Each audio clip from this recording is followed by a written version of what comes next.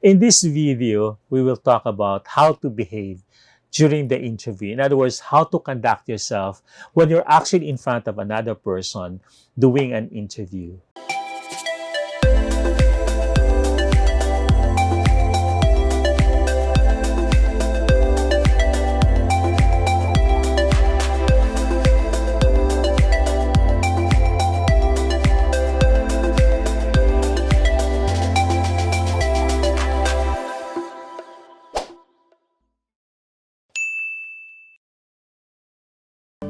Hi, hello. My name is Bong Austero. Welcome back to my channel. If you're new to this channel, please subscribe and click the notification button so that you get notified every time I have a new video. There are just 10 things that I hope you can focus on so that you will ace that job interview. So what should be the objective of a candidate during the interview process? In other words, what should you be aiming for as an interviewee during the interview process? To my mind, it's really about two things. One is getting the person who's doing the interview to actually like you as a person. Something magical happens when the person actually likes you. He or she asks better questions. And it also gives you enough confidence, okay? It boosts up your confidence level when you're having a really good conversation because you sense that, the person actually like you. You like each other, okay? You're natural. The whole experience is fun for you. So likability is number one. The second one is credibility. The whole point of the interview process is for you to prove yourself.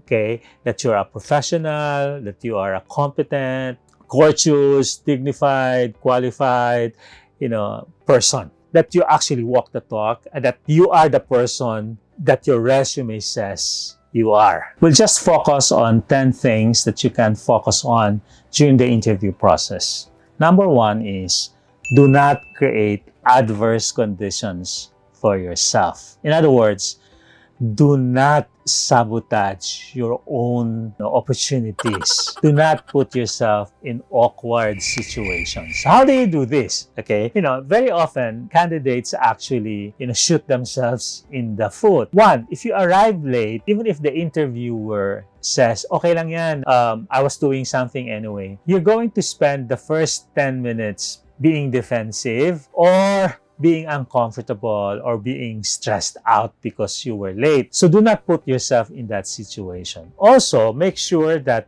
you check hygiene issues. Make sure that you don't have bad breath, you don't have body odor, you're not perspiring too much. So it's best actually to come early, go to the bathroom, and check yourself. Baka mamaya, di ba?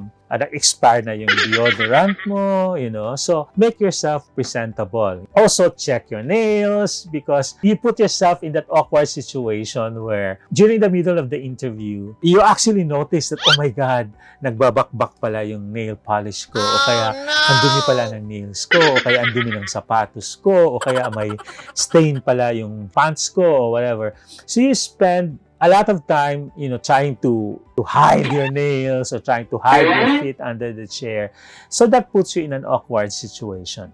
Do not bring too many stuff to the interview. Leave your things in the car. Bring only the things that are really necessary in the interview process. Because, to be honest about it, wala ka talagang paglalagyan dyan. Most of the time, the interviewer will interview you in his or her office. And very often, wala talagang paglalagyan. So kahit pagbabae ka, may dala kang bag, sometimes you have to manage it, putting your bag on the floor or behind the chair or balancing it in your lap. So don't put yourself in that awkward situation.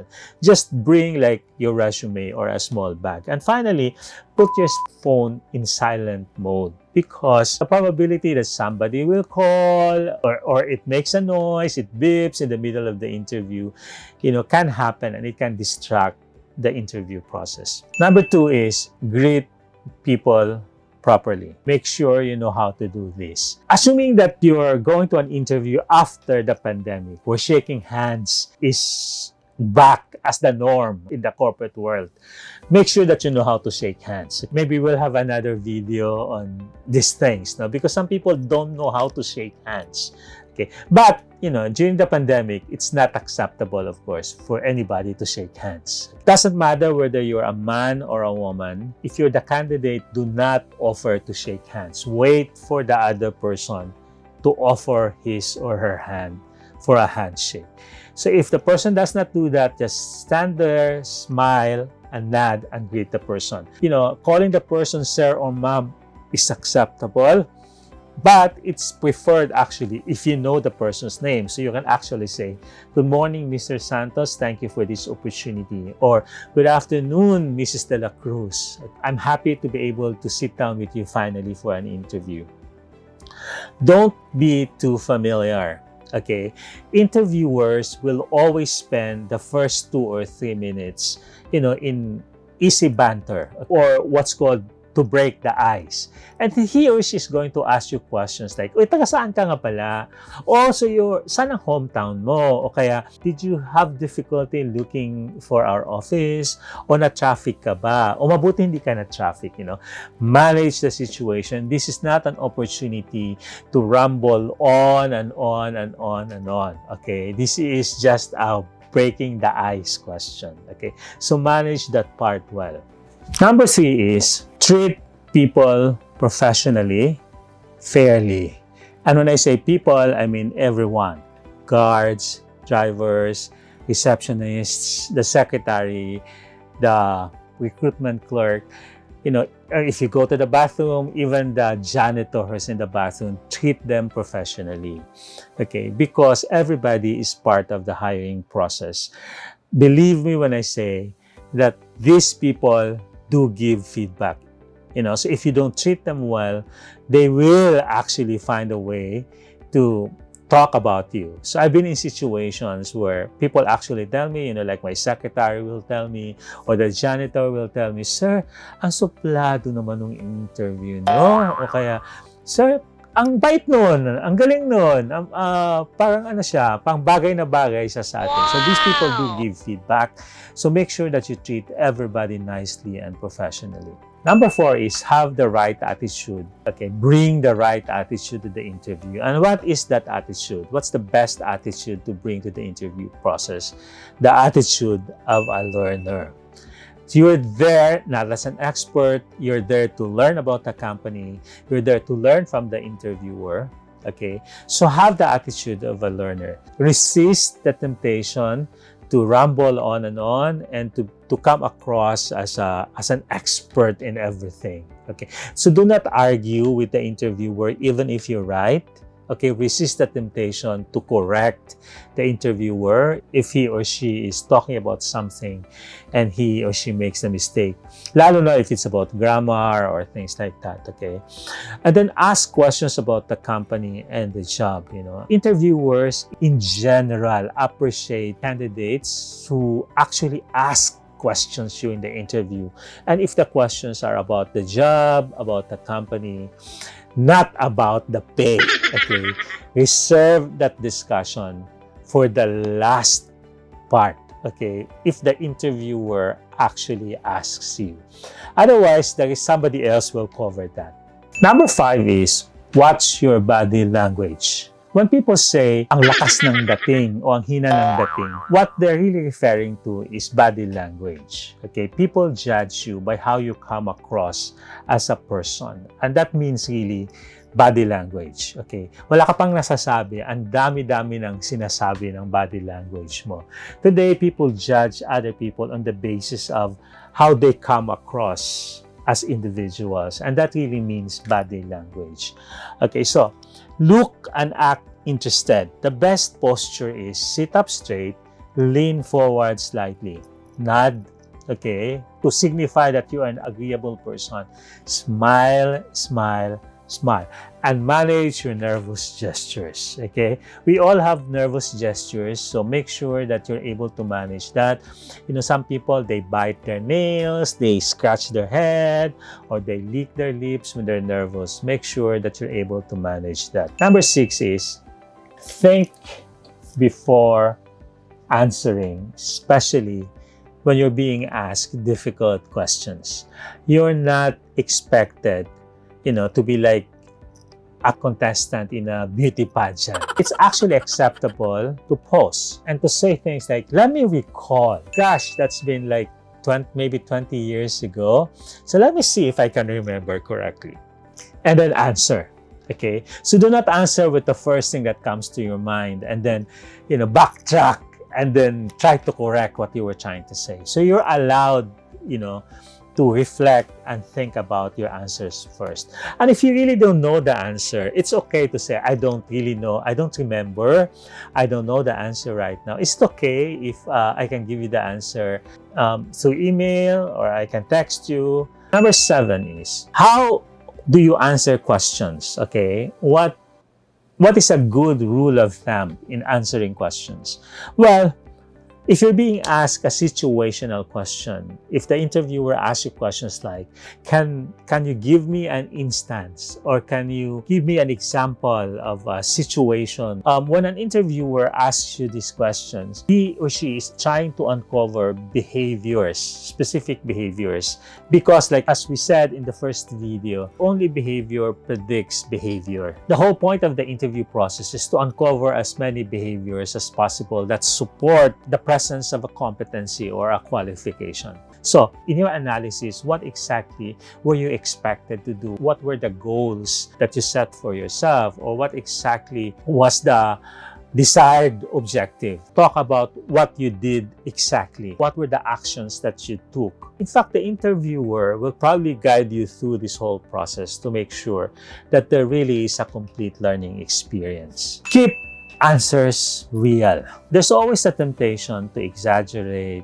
make achievements bigger than they actually were. Interviewers will always find a way to uncover the truth, whether by asking more questions or by checking eventually afterwards. So it's best if you keep your answers real. Number 9 is volunteer important information. And this is very, very important because very often the interviewer does not get to ask the right questions, or maybe because there was no time, or maybe because you spent a lot of time formulating your answers that the interviewer didn't get to asking the questions that really mattered. So if you feel that there is information that will help the company make a better decision, volunteer the information.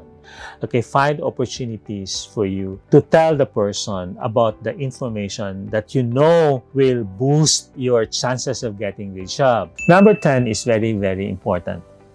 Thank the interviewer. Thank the interviewer for his or her time. You're not required to send a gift afterwards. Okay, so resist that temptation.